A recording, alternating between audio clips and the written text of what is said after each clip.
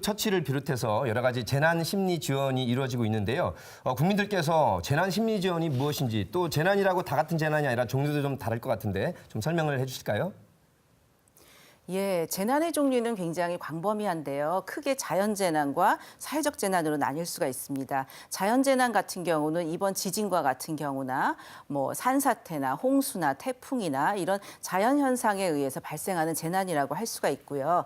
사회적 재난은 인간의 어떤 실수나 고의나 이런 여러 가지 그 이유로 인해서 발생하는 재난으로 대표적인 게 최근에 세월호 참사가 있었고 네. 여러 가지 태안반도 기름 유출이나 이런 사건들이 있었죠.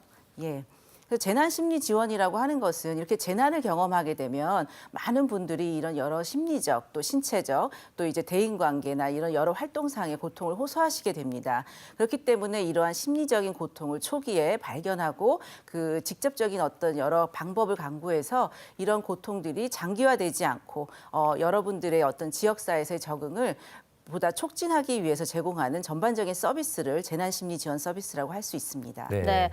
그동안 우리 사회에 참 크고 작은 재난들이 많았습니다. 대구 지하철 사건이나 우면산 산사태 또 세월호 참사와 지난해 경주 지진 등 참 대표적으로 떠오르는 것들이 많은데요. 이런 사건 이후에 이런 심리 지원이 많은 도움이 될 것 같은데요. 어떻습니까?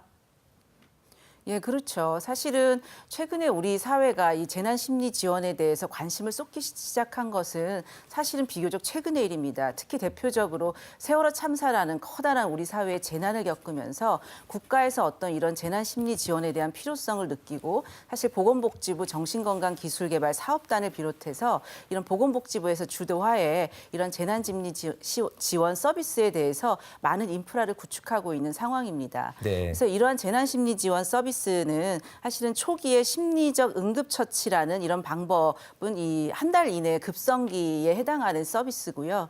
그 초기에 경험하는 여러 가지 이런 심리적, 그런 사회적, 정신적 고통들에 대해서 그런 고통들을 완화하고 지금 필요로 하는 것이 무엇인지 조기에 발견하고 그리고 결국은 이들이 돌아가서 생활할 곳이 지역사회인데요. 그들이 복귀해서 생활할 곳에 필요한 것들이 무엇이고 회복에 도움이 되는 것이 무엇인지 살펴보고 미리 제공하고자 하는 전반적인 서비스를 제공하게 된 것이죠. 네, 현 교수님 말씀 들어보니까 정말 재난이 일어난 다음에 이렇게 국민들을 위무하기 위한 재난 심리 지원이 꼭 필수적인 프로그램인 것 같습니다.